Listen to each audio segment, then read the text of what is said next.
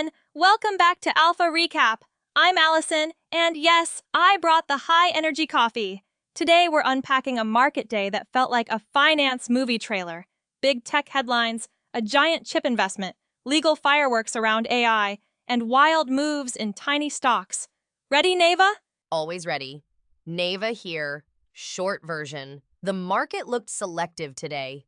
Big cap tech and some cyclicals did the heavy lifting, while small cap and speculative names got absolutely whipsawed. Let's dig in. Okay, headline first. Micron grabbed the spotlight by saying it's pursuing a site in Taiwan and talking about roughly an $18 billion project. That sent a positive ripple through semiconductors, chip equipment suppliers, and memory peers. Big capital spending news equals lots of investor interest. Right. That kind of investment is a structural story, not just a one-quarter bump. It's about capacity, supply chain resilience, and geopolitics. If companies start reworking where they build chips, suppliers benefit for years, not months. And the market reaction was classic. The Nasdaq 100 outperformed, driven by those semiconductor and software names. The S&P 500 had a modest gain, but the Russell 2000 lagged.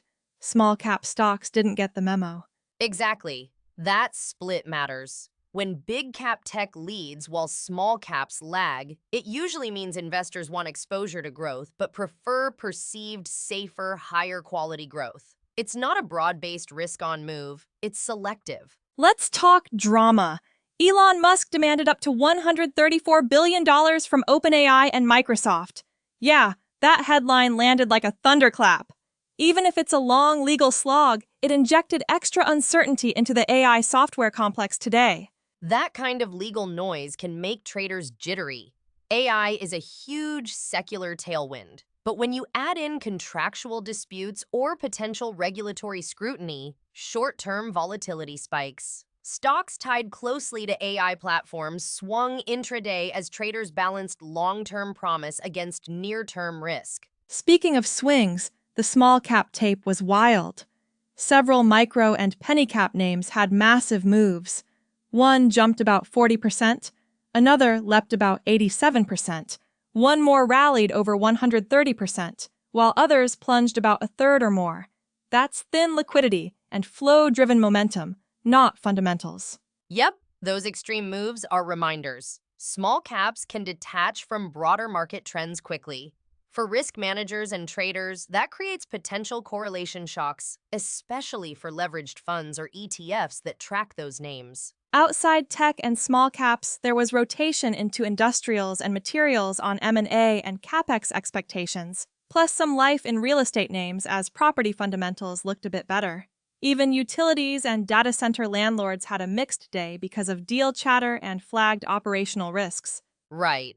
Think of it this way. Parts of the market that depend on actual physical demand, like machinery, mining, and some real estate, got a vote of confidence. That's different from purely momentum-driven sectors. If it broadens, it could point toward a real cyclical recovery rather than a headline trade. Quick explainer moment. When we say market breadth was mixed, we mean the number of stocks participating in the rally was limited. So indexes can go up while most stocks don't.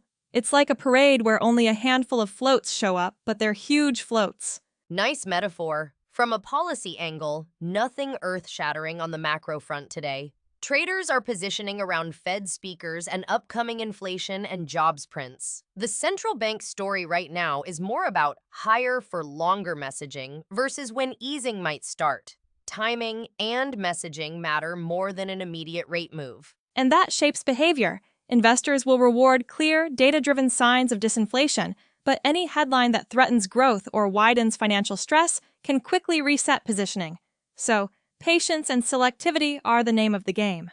On individual names, besides Micron, analysts turned heads with notes on Intel, AMD, and Adobe. Not blanket re-ratings, but more scrutiny on competitive positioning and margins, especially around AI product monetization and cloud costs. Cannabis also had a moment thanks to proposed hemp THC rules.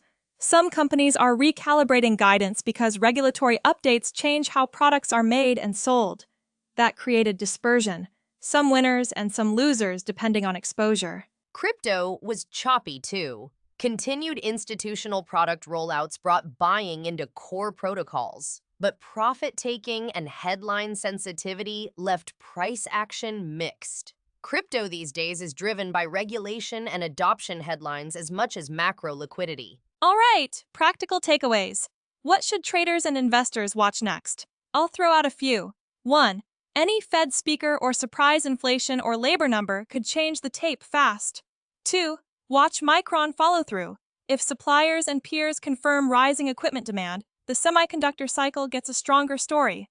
3. Keep an eye on that Musk OpenAI Microsoft legal story. Formal filings or new details could add headline risk to AI names. 4. Monitor small cap and over-the-counter volatility. Option implied vol and ETF flows can signal risk on or risk off quickly. And 5. Look for sustained buying in industrials, materials, and real estate to confirm a real sector rotation. To wrap up, today was a news-driven session, led by big cap tech and select cyclicals, while small caps and spec names felt the pain. There's opportunity in clearly catalyzed names. Think M&A, CapEx plans, regulatory clarity, but manage risk because headlines will keep us on our toes. Good summary.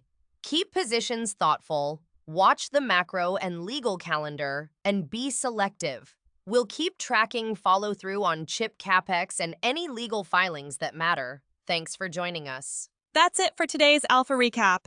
I'm Allison. Stay curious, stay cautious, and we'll see you tomorrow. Bye!